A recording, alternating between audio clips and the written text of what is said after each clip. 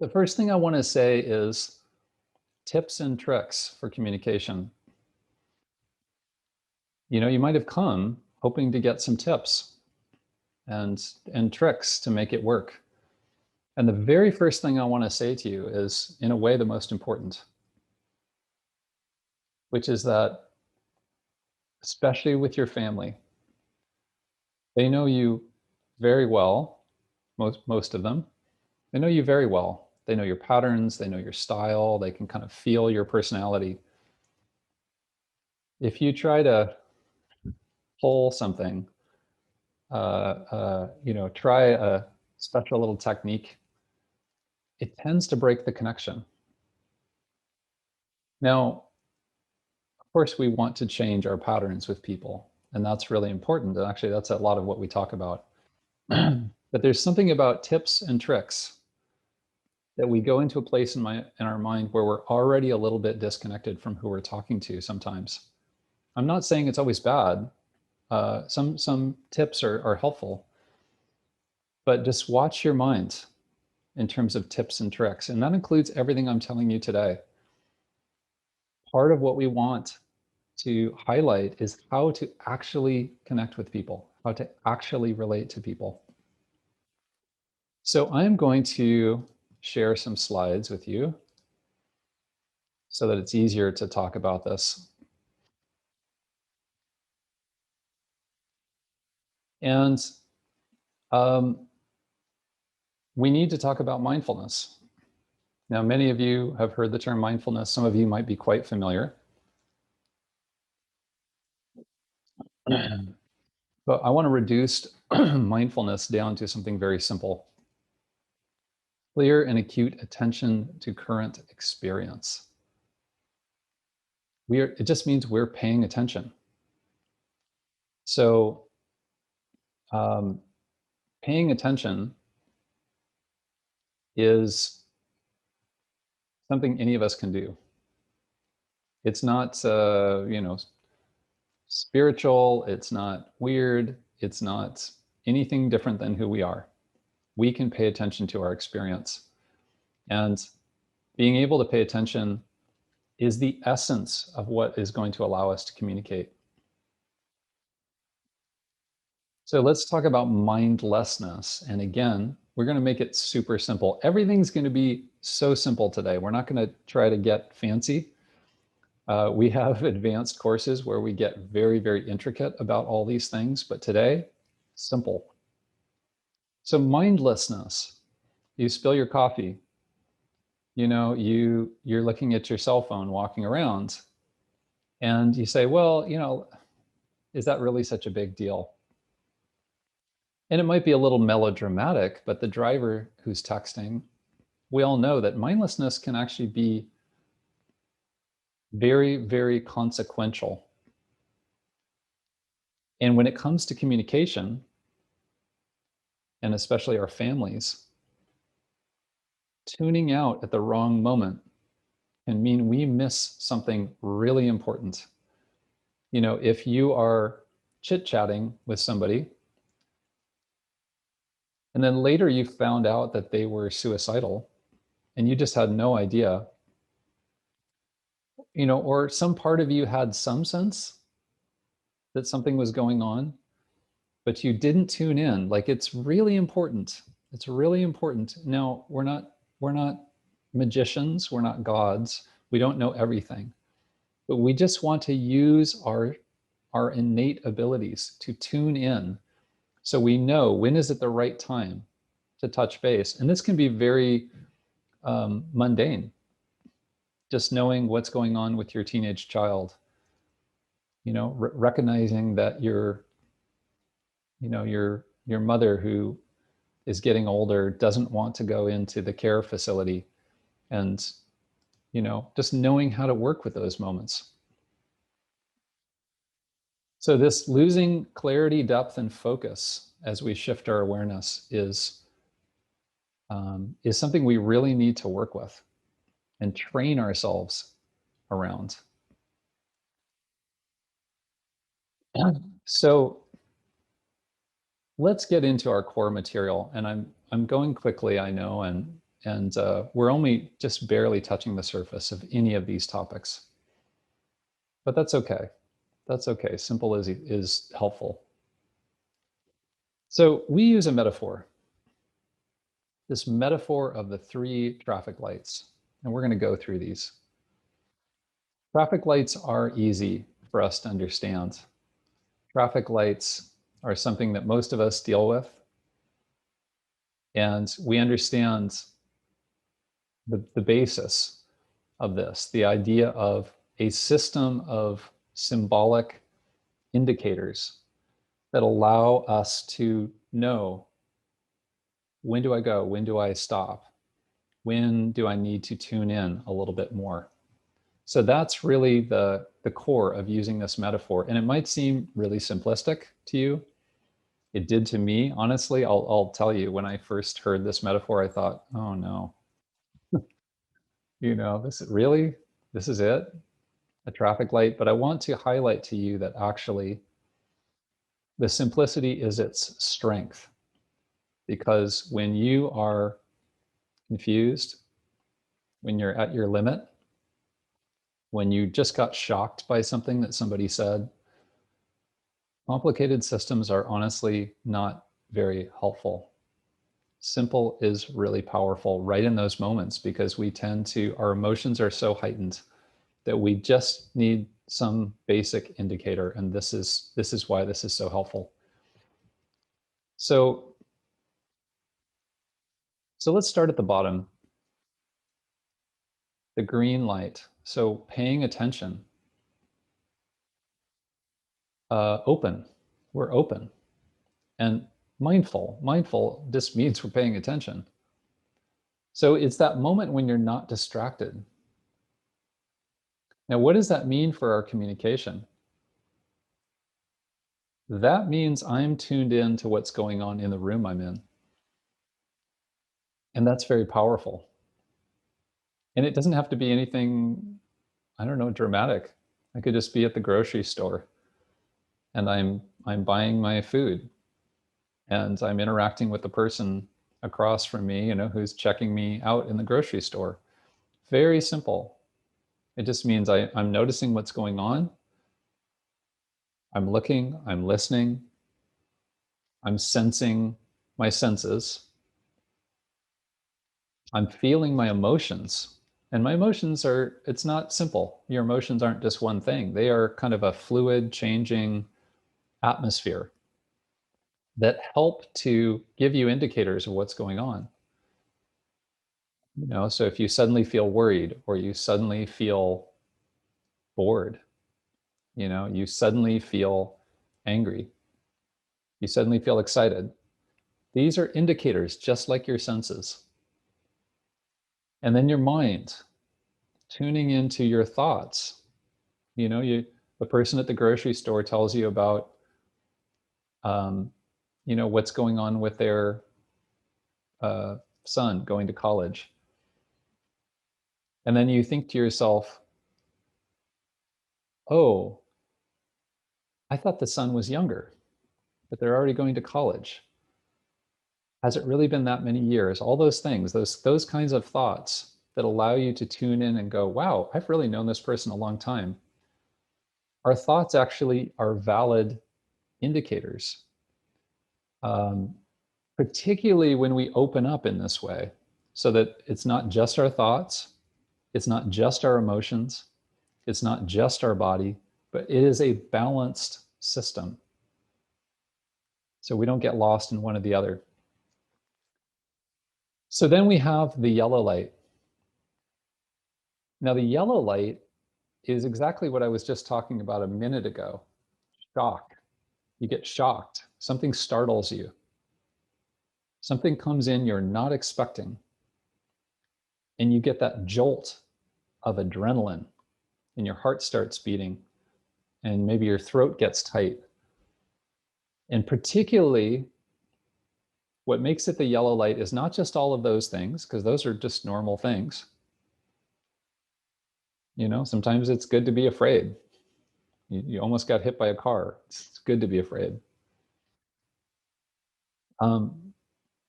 But part of what makes it the yellow light is we turn against ourselves. And I don't know if you've ever just put your toe against a table and there's that unexpected shock. There's that unexpected jolt of pain. And if you ever find yourself saying out loud sometimes even just, oh, I'm such an idiot. I'm so stupid. What's wrong with me? That is actually, that's the yellow light. That's the critical moment. And we're going to talk about how to work with these as we go on here. So then there's the red light. And the red light is when we shut down. So the yellow light, we're in between. We're still sort of paying attention. We're in between mindful and mindless. There's still some information getting through. When the light goes red, it's not that everything cuts off. It's just that some of our critical information shuts down. So here is when I'm fully distracted and mindless. And this is when I go into more mindless patterns where I am, instead of pointing the arrow this direction, I point the arrow that direction. Instead of it shutting down and seeing myself in a certain way, I look outward and I come up with a concept about somebody else that is stuck. It's not shifting and changing with the situation, it is frozen. So we'll get more into these in a minute, but I wanted to just highlight the fact that, so this allows us to navigate just like real traffic. And think of that. Think of a city with no traffic lights, a big city. And you know what? Your experience is like a big city. There is so much going on. You know, you get up and you have to deal with your morning, and you have to, and maybe, you have your family, and there's dynamics happening, and then you go to work and there's stuff happening at work, and then you hang out with your friends and there's things happening with your friends. It's busy. There's a lot of things. There's a lot of interactions. You're taking in media, or your phone is beeping and you get texts and things. Think of a big city with no traffic lights. It's very, very inefficient and very painful, frankly. Nobody knows what's going on. And actually, this is our experience. Our experience is often like this. We just feel confused all the time. Imagine then the traffic lights get put in and you know what to do. It's a relief. It's a real relief.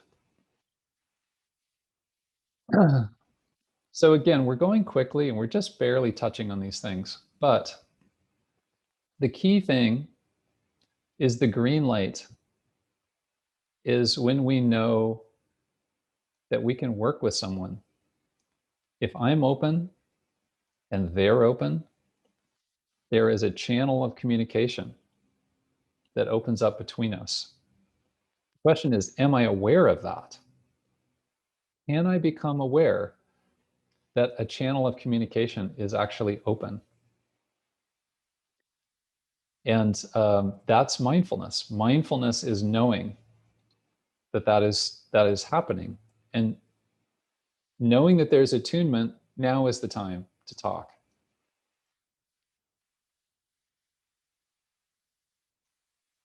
The yellow light. So remember, that's when you that little voice in your head, oh, I'm stupid, or I'm no good. This needs care. And care for this state, whether it's in myself or somebody else, it's not optional. It's not like, oh, well, it's not really that important. It's extremely important to provide that care. And the reason why, and I really want to highlight this, the reason why is because that in-between state of the yellow, when I'm being harsh to myself, I am right on the edge of shutting down.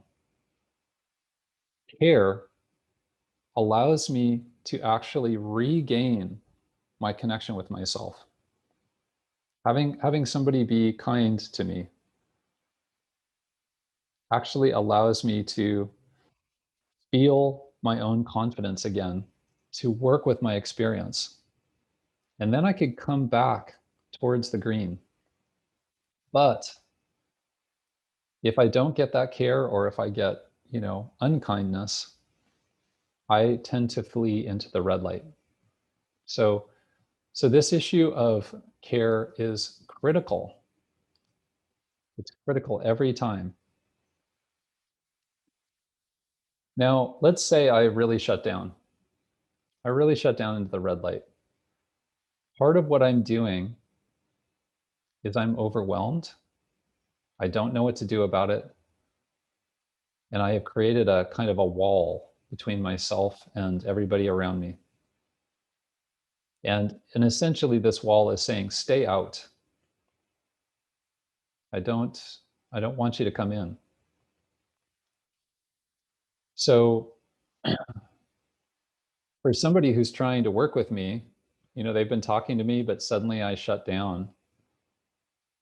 This advice at the bottom: hold steady, back away, or communicate elsewhere. The truth is that once I put up my wall, you can't break through my wall. If I don't want to hear what you have to say, I will not hear what you have to say. We can't force somebody who's in the red light to open up, because it's basically they're afraid. Essentially, underneath it, they're afraid, and they're trying to shut you out. So sometimes you can kind of hold steady with a sense of strength and even a little bit of neutrality. You're just waiting. You're just waiting for the moment, when the moment's right. Or you say, I don't have neutrality. This is really upsetting to me that this person is not listening, or whatever, that they've shut down. It's too much for me. I need to back away for right now. Maybe I'll come back later. Maybe we'll talk again tomorrow. But right now I can't handle it. And so I back away, and that's valid. And then that third option, just because I can't reach this person doesn't mean I can't talk to that person over there, this person over there. So just knowing that there are other options.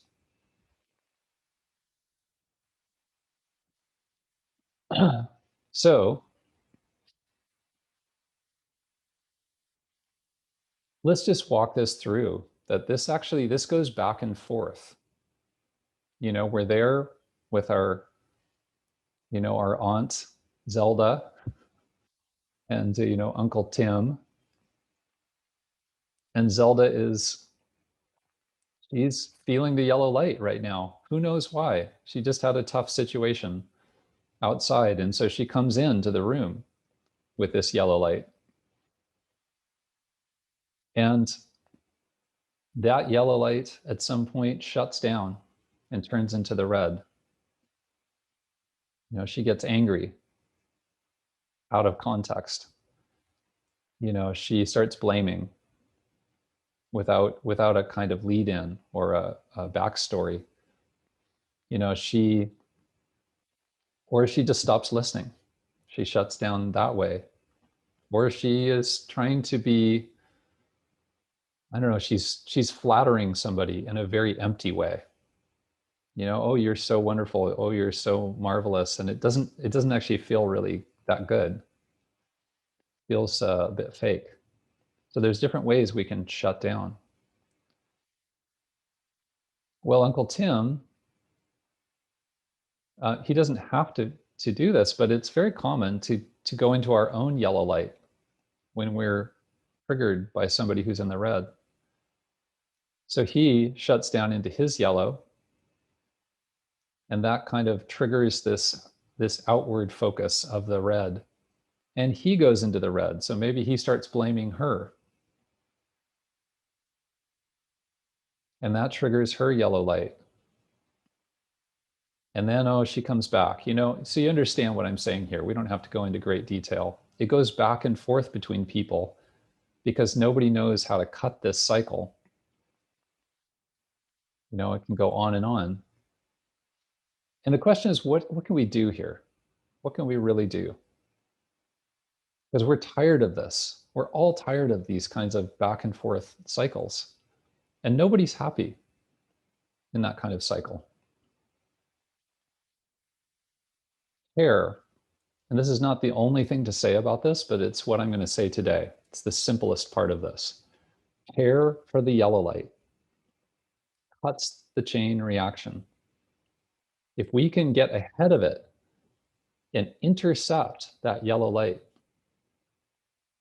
and provide care right in that moment when somebody is saying, oh, I'm just such a screw up. I'm unlovable. I'm all of these things. I'm such an idiot. If we can actually say, hey, let's get out of here. Let's go for a walk. Let's go down by the river. Tell me what's going on. You're already transmitting to this person a sense that they're actually decent, they're actually okay. And no matter what else, maybe they have problems, maybe they do have problems, but they're not fundamentally broken. And that cuts this yellow light, catastrophic thinking of the yellow light that I'm bad. So let's introduce this concept. This is, if I go down to the river with this person and we have a nice conversation where I'm actually listening, I'm actually really listening. I'm not just trying to jam my solutions at this person or fix all their problems. That's not really possible. We call this a green zone. The river is a green zone. It might just be a nice place to be. The conversation is a green zone. And there could be different green zones. You go out and you listen to some beautiful music. You spend time with your dogs or whatever it is. A green zone can be many different things. You read some poetry together. And you can do a green zone by yourself.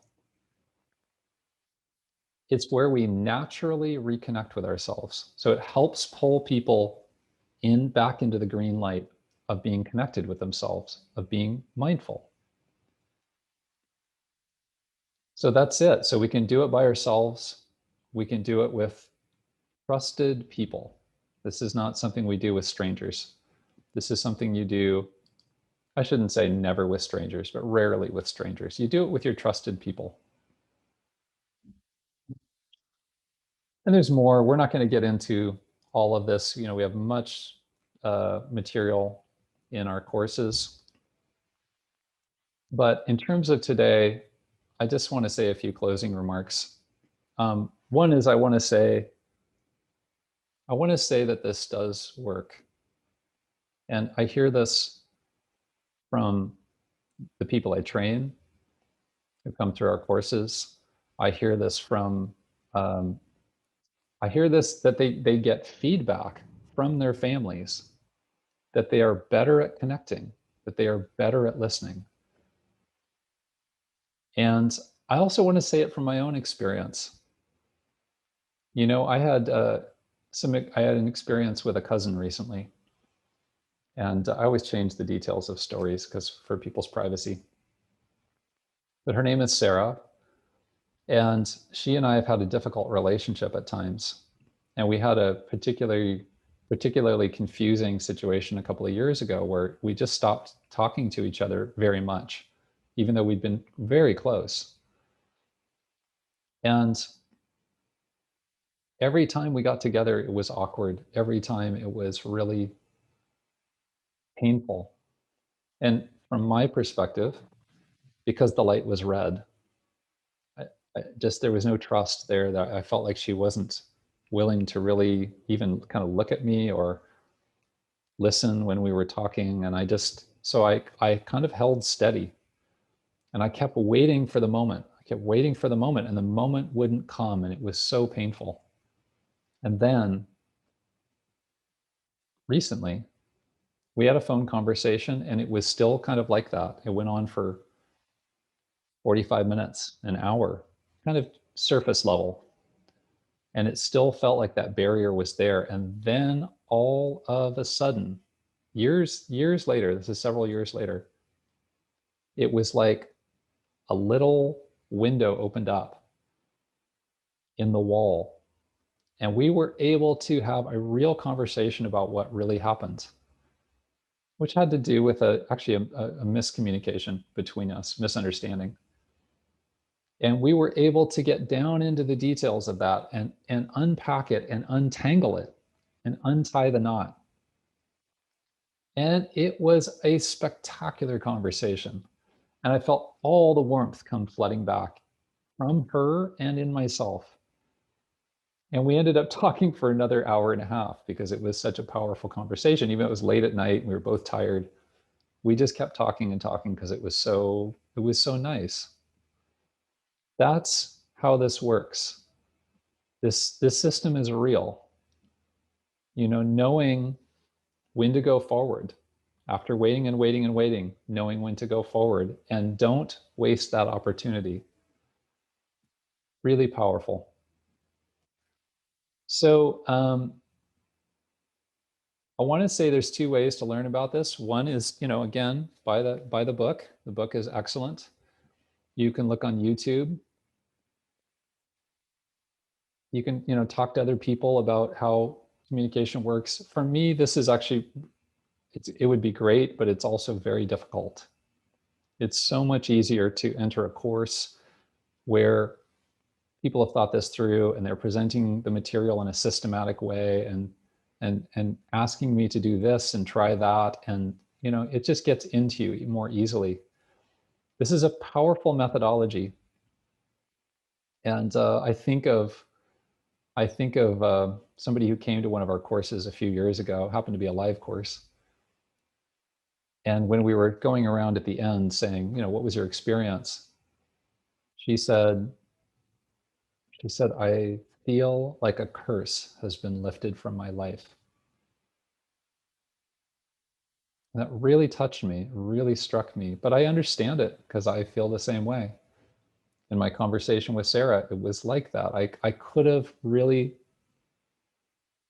done the wrong thing in that situation. I really could have, and disrupted that for years more. But instead, we have reconnected and there's that warmth again. It's so precious.